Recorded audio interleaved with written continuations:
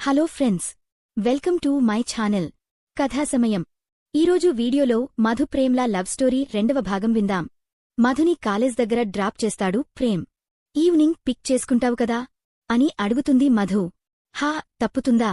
లలితాంటీ నిన్ను నాకు తగిలించింది కదా, మా అమ్మ చెప్పింది కాబట్టి చేస్తున్నావా, ఇంకేమీ లేదా అంటుంది మధు. అసలు నిన్ను చూస్తేనే చిరాకు అని అంటాడు చిరాకుగా ఫేస్ పెట్టి. ఆ మాట మధుకి గుండెల్లో గుచ్చినట్టు అయింది.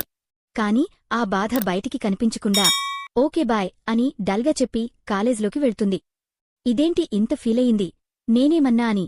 అయిన లలితాంటి చెప్పిందనే కదా నేను దీన్ని భరించేది అయినా, రోజు పొద్దున్నే దీని మొహం చూసేది అయినా మా ఇద్దరికి పడనే పడదు.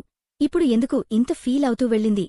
సరేలే, నాకు టైం అవుతుంది అని బైక్ స్టార్ట్ చేసి వెళ్ళిపోయాడు ప్రేమ్. గుడ్ మార్నింగ్ రా అని ఆఫీస్లో తన ప్లేస్లో కూర్చుంటూ పక్క సీట్లో ఉన్న కిరణ్ని విష్ చేస్తాడు ప్రేమ్. గుడ్ మార్నింగ్ రా, ఏంటి ఈరోజు కూడా డ్యూటీ చేసొచ్చావా? తప్పదు కదరా. లలితాంటి రిక్వెస్ట్, తప్పదు కదరా అంటాడు ప్రేమ్. అప్పుడే అటువైపు నుండి వెళ్తూ గుడ్ మార్నింగ్ ప్రేమ్ అని విష్ చేస్తుంది స్మిత. గుడ్ మార్నింగ్ స్మిత అని చిన్న స్మైల్తో తలపైకి ఎత్తకుండా చెప్పి తన వర్క్ చేసుకుంటాడు ప్రేమ్. అంత రెక్లెస్గా ప్రేమ్ విష్ చేసేసరికి స్మిత ఫేస్ మాడిపోయింది. అక్కడ ఉండాలి అనిపించక వెంటనే తన ప్లేస్కి వెళ్ళిపోయింది. అది గమనించిన కిరణ్, ఎందుకురా, కాస్త తలెత్తి మంచిగా చెప్పొచ్చు కదా, తను ఫీల్ అయినట్టుంది అని అన్నాడు. బాగానే చెప్పాను కదరా, నాకు చాలా వర్క్ ఉంది, అందుకే అలా చెప్పి ఉంటా. ఏం కాదులే స్మిత ఫీల్ అయినా ఏమైంది అని అర్థం కానట్టే ఉన్నాడు ప్రేమ్. లేదురా, నేను గమనిస్తూనే ఉన్నాను. నువ్వు అందరితో నవ్వుకుంటూ బాగానే మాట్లాడతావు కాని స్మిత మాట్లాడేసరికి నీ ఫేస్లో చేంజ్ నాకు కనిపిస్తుంది. ఎందుకు తనతో సరిగ్గా మాట్లాడవు అని అడుగుతాడు కిరణ్. మనం కొందరిని చూడగానే పాజిటివ్ ఫీలింగ్ వస్తుంది, ఇంకొందని చూస్తే నెగటివ్ ఫీలింగ్ వస్తుంది. నాకెందుకో స్మితని చూస్తే నెగటివ్ ఫీలింగ్ వస్తుంది. అది ఎందుకో నాకు కూడా అర్థం కాదు. కాని ఇప్పుడు చూడు, నాకు విష్ చేసింది, మరి నీకెందుకు విష్ చేయలేదు? ఇప్పుడే కాదు, ప్రతిసారీ మనిద్దరం కూర్చుని మాట్లాడుతున్నప్పుడు నాకు మాత్రమే విష్ చేస్తుంది.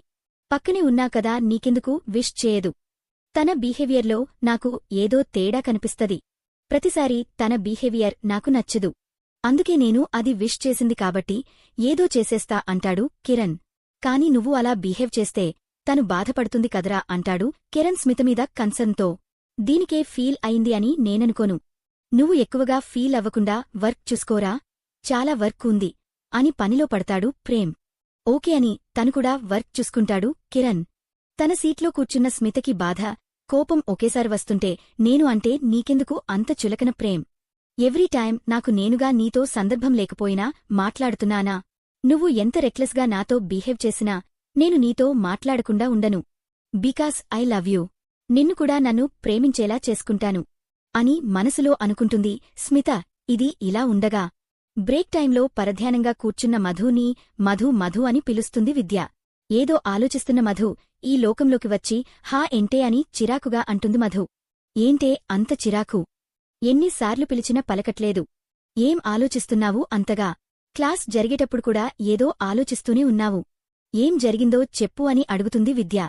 ఏం లేదు, మనసేం బాగాలేదు, కాన్సంట్రేట్ చేయలేకపోతున్నా అని డల్గా చెప్తుంది మధు. ఏంటే ఏమైంది? మళ్ళీ ప్రేమ్ ఏమైనా అన్నాడా అని మధు డల్గా ఉండడం చూడలేక అడుగుతుంది విద్య.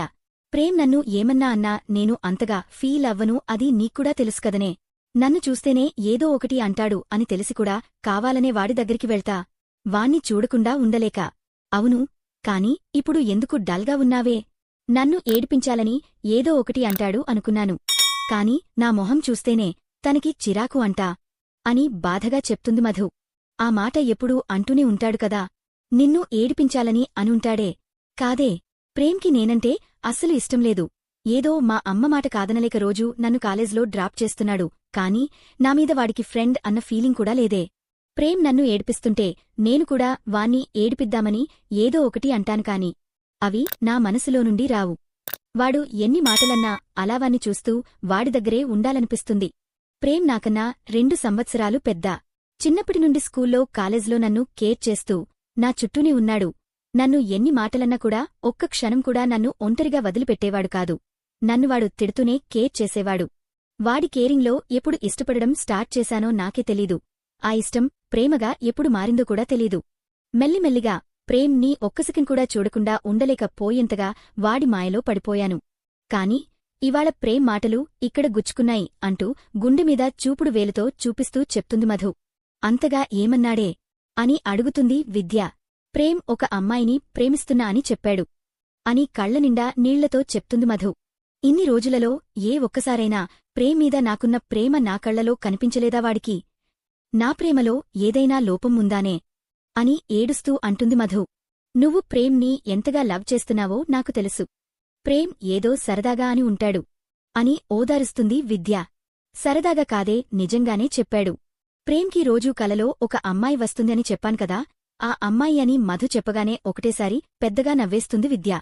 అసలు మధు ప్రేమ్ కలుస్తారా, ప్రేమ్ మధుని లవ్ చేస్తాడా అన్న విషయాన్ని తరువాత వీడియోలో చూద్దాం.